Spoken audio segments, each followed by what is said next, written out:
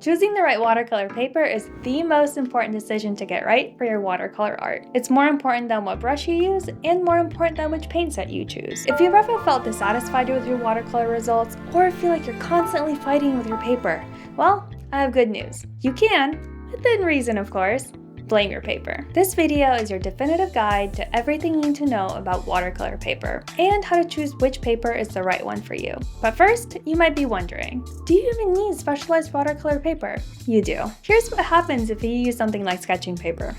Yeah, the results aren't great. Let's take a variety of papers, all with different specifications, and put them to the test. Here I'm going to be testing the Canson Mixed Media 138 pound versus the Amazon Basics 140 pound versus the Arch 140 pound and the Fabriano 300 pound.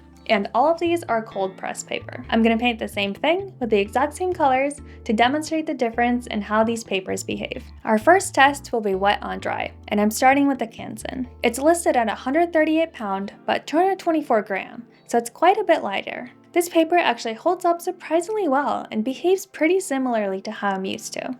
Maybe a little bit more water control issues, but generally pretty decent for watercolor, especially as it's advertised being good for wet and dry media. This Amazon cold press paper is completely smooth. It almost feels smoother than my Arch hot press, which is crazy.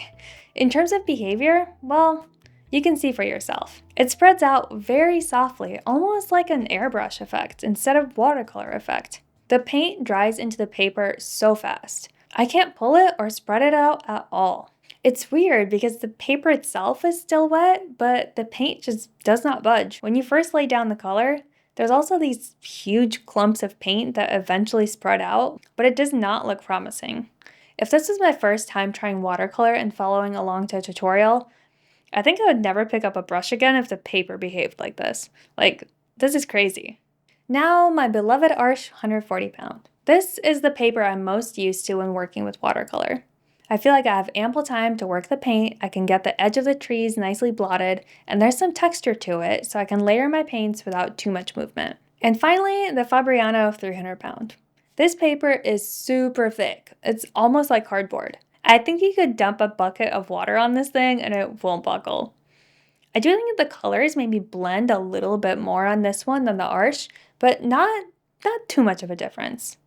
It feels very premium when working on it though, and I feel like I'd have to save it for special occasions or gallery pieces only. If I had an unlimited budget, working on this paper would be a ton of fun. For the next test, I wanted to see how the papers performed when the colors are mixed. Again, starting with the Canson.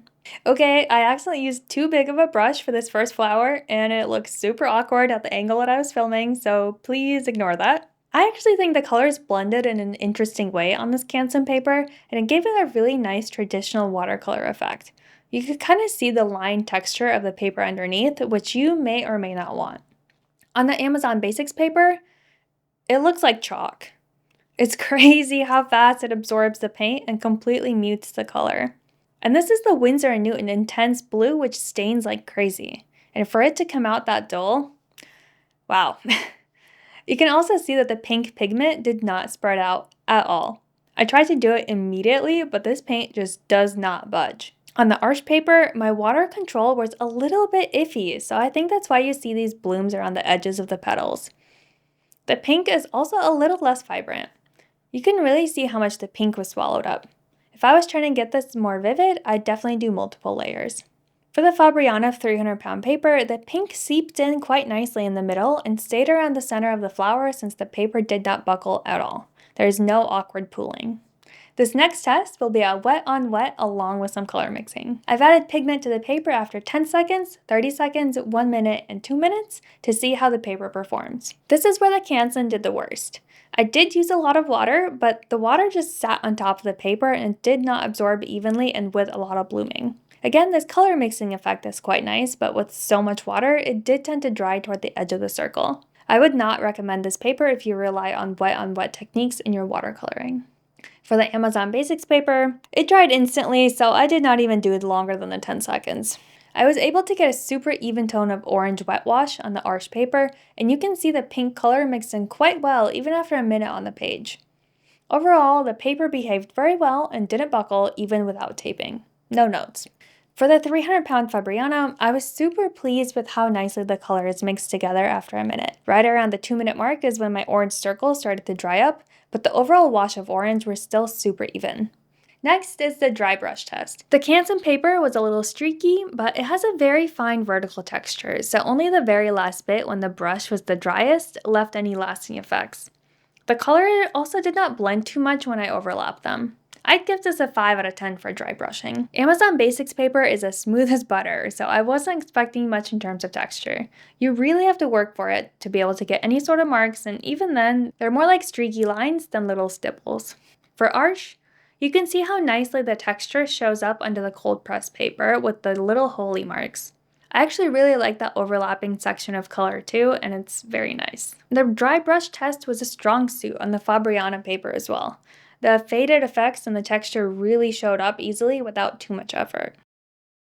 Lastly, I'm going to do a lift scrubbing test to see how easily I can pull up some of the paint. For reference, this is a day after the painting, so the paper is completely dry. This Canson paper actually lifts really well, but you see it start to pill and lose some integrity after some scrubbing. It actually fades quite nicely too, so if you make a mistake, the Canson is decently forgiving. As expected, the Amazon Basics paper doesn't lift at all. It just absorbs the water and then goes to crap. But somehow the paper just stays wet without the paint moving at all. It's quite the conundrum. Arch is a bit harder to lift, but that's actually a good thing since you don't have to worry about the paint running if you're applying multiple washes of color. This intense blue is also super pigmented, like I mentioned earlier. As you can see here, I've also been scrubbing hard for a long time, and the paper is holding up just fine. No pilling, but I was able to soften the edge of the petal here after a bit of time. I was actually surprised by how well the Fabriano paper lifted. I was expecting it to behave similarly to Arch, but no, the pigment just lifted right up. Also no pilling, and the texture of the paper still looks good, so this one just may be the most forgiving to mistakes. Again, it doesn't really matter that it's physically thicker for this test, it's the surface of the paper that we are measuring, and this one held up really well. So, what are the overall thoughts after this test? Well, don't get Amazon Basics paper. Okay, I really didn't think it was going to be that bad since I have used it before. In terms of performance, I was pleasantly surprised by the Canson Mix Media Pad. I don't think it would be the best if you use a ton of water in your work, but for drier stuff or practice paper, I think it behaved decently well. Note that I did not tape down any of these papers, so I was expecting some buckling, but the only paper that didn't buckle at all was the Fabriano 300 pound. That one is like painting on cardboard. I can see why artists would really like the thicker surface. The lift of the paper was a pleasant surprise as well, since I was able to soften edges and get some color out of there easier than the Arch 140 pound. So, further recommendations. First, don't get Amazon Basics. If you cheap out on paper, I think you're going to be really frustrated, and I really don't want that for you. A quick TLDR you should remember is the more water you're planning on using, the better quality of paper you should get. If you're budget conscious and maybe want to try a variety of art, the Canson Mixed Media might be a good choice, just be aware that it cannot hold that much water. Keep in mind that the full imperial sheets are usually cheaper per square inch, so if that's an option for you, you can always get one of those and cut it to size. For a great all-arounder, consider a more established brand like Arch or Fabriano, a 140-pound cold press. I would also experiment with hot or rough press if those are available to you. You can just get a smaller single sheet so you don't have a whole pad of paper if you don't like it. And for your finished gallery works or commissions, or if you just want to treat yourself, you can get the heavier 300-pound 100% cotton papers. Different brands will behave a little differently, but you can generally count on a quality product. Keep in mind that the water absorption is a little bit different than the 140-pound paper, so I would definitely practice before putting a gallery submission on it. Alright, so you show up to your local art store ready to buy some watercolor paper. Or maybe you're browsing the web and you type in watercolor paper. And suddenly you're bombarded with 140 pound, cold press, hot press, 640 GSM. What does it all mean? You're just here to doodle. First, what exactly makes watercolor paper different than regular paper? The first thing that makes watercolor paper what it is texture, which affects how the paint actually lays down on the paper. There are several different types of textured paper, which we'll discuss and demonstrate later in this video. The second is blending, which is how well your paper lets you combine colors and create ranges of tonality. Next is durability, or how well the paper holds up under multiple washes of water. And finally, sizing.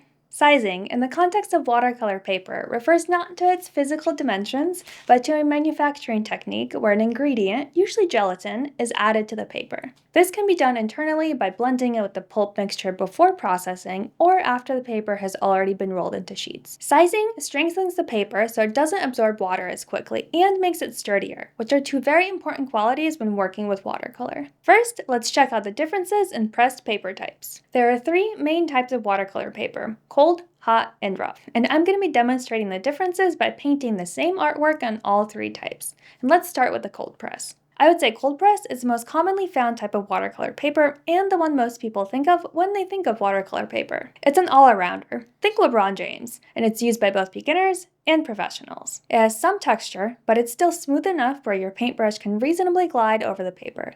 It can hold water very well and leaves a good amount of drying time to be able to work with your paint. If you had to choose a paper type with no prior knowledge or research, I would go with cold press paper. Now, what are some of the best use cases for cold press watercolor paper? If you enjoy using the wet on wet technique, which is where you add wet paint to wet paper, cold press paper lets you have more freedom in terms of drying time. You can add deeper colors into the still wet paper, or you can get a smooth wash or gradient of color with no streaks. This is where a lot of the beginners can go wrong. Say you're following a watercolor tutorial, and one of the first exercises is to get a gradient of color, or maybe combine two colors with a flawless transition, right? The teacher, they do it very easily. You try it on your paper, but it looks streaky and the colors don't really flow together. The problem might be your paper. It simply might be drying too quickly. It also might not be the right weight or material, but we'll get to that a little bit later in the video. If you're a beginner, I would definitely recommend starting with cold press paper since it's a little bit more forgiving and gives you time to fix your mistakes if something isn't quite right. Another reason why some artists prefer cold press paper is that there is a claim of less drying shift, so that the pigment colors, when they are wet, are closer to how they are when they are dry. Some artists find hot press to be duller once everything is dry, others say cold press is more dull. So this is up for debate.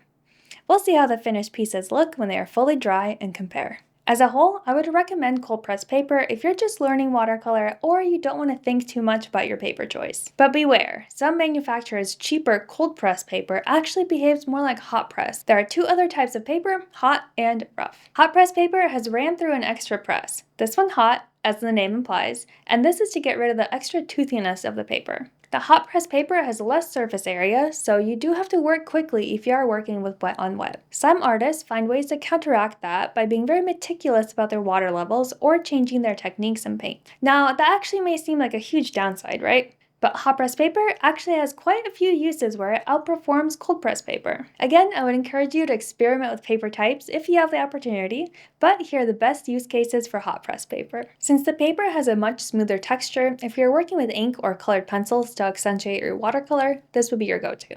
If you watched my Micron pen review, as I learned the hard way, very fine nibs do not last very long on cold press paper. I kept using 005 and 01 pens underneath my cold press watercolor paintings, and I was getting frustrated because the lines just weren't as sharp as I wanted them to be. And that's because the tooth of the paper was wearing down the nibs. I also layered colored pencils on top of cold press paper, and you could see every single bump in the paper, because no matter how much I sharpened the pencils, they are simply not fine enough to fill every nook and cranny. So basically, if you like to add ink or colored pencils to your work, hot press might be a better choice. On a somewhat similar point, if you're a fan of super fine brush details, crisp edges, and fine strokes, hot press paper is your best friend. Since there are fewer bumps, your brush glides more predictably over the paper and you're able to get the crispy edges and minuscule details. If you enjoy painting realistic work, hot press would be your choice. If you tend to lift your colors when you make a mistake, or just for the effect, lift meaning you go over the area with clean water and brush or even a paper towel and lift up the color, that process is slightly easier on hot press paper since the paint sits closer to the surface of the paper and doesn't sink into the texture. On the other hand, if hot press didn't dry quite so quickly, maybe you wouldn't even need to lift the color.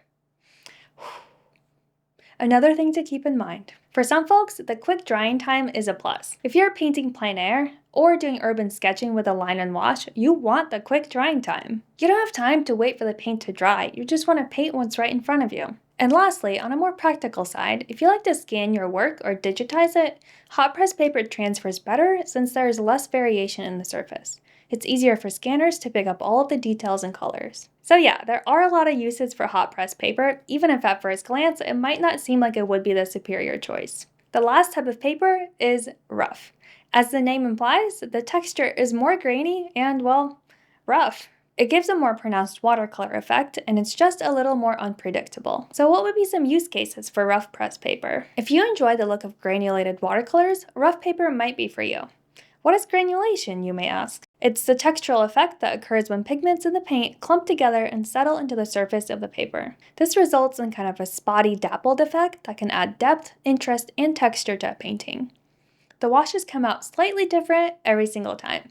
Some artists love it, some artists hate it. The rough surface of the paper accentuates the granulation, since the paint has a little more corners to settle into. Additionally, if you're a fan of dry brushing techniques, rough paper accentuates those marks. A lot of artists like to use dry brushing as a free way to add texture to a painting, and I think the effect can look super cool. Those are the 3 types of pressed paper. There isn't a right or wrong type of paper. You just have to select what works best for your desired project, outcome, or working style. Here's the exact same finished work on all 3 types of paper, and I tried to use a variety of techniques so we can see how the papers behave. This piece is inspired by watercolor artist Thomas Schaller. I really like his work and how he blends his scenery and colors. Okay, let's start with the cold press. I really enjoy how the reflection on the water turned out. I feel like you could also see some decent texture of the cold press paper with the dry brushing techniques on the building. The wet on wet gradient was also quite smooth. I loaded quite a bit of water into this paper, didn't tape it down, and it still held up really well, despite feeling a little bit flimsier than the other 2. Next, the hot press painting. 1.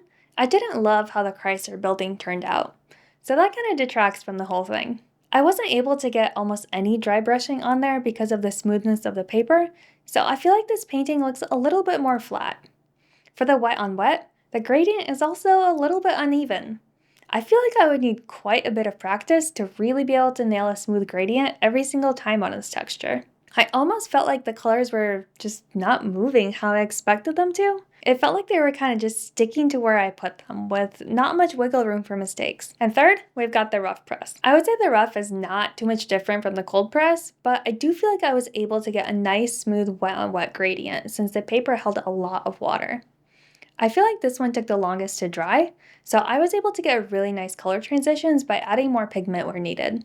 As expected, the dry brushing technique, like on the tree and on the ground, also stands out nicely on this paper, so if you're planning on using that in your work, I would recommend rough press paper. If you compare the hot press paper and the rough next to each other, the texture really stands out. It's almost the first thing you notice before the actual painting. Hopefully, this was a helpful demonstration of how each of these paper press types behaves. Once you've chosen a press type and picked out a brand, you're gonna notice some numbers on your paper. What? You selected art because you didn't want to deal with numbers. Let's take a closer look. You will generally see a weight listed on the paper cover. This is the pound weight. This isn't how much the paper weighs, it's the number of pounds a ream of paper weighs, with a ream being 500 sheets of paper. However, pound weight generally isn't the best way to measure because manufacturers have different ream sizes and dimensions. You'll usually see 140 pound, which is the most common, along with 90 pound or 300 pound papers. The lower the number, the thinner the paper, and the bigger the number, the thicker the paper, but on almost every paper, there's another unit of measurement called grams per square meter. This is a more accurate and uniform way to compare different papers in terms of their thickness. The most common would be 300 GSM, which is usually equivalent to the 140 pound weight. Another specification to think about when choosing paper is dimension. Now, this is pretty straightforward.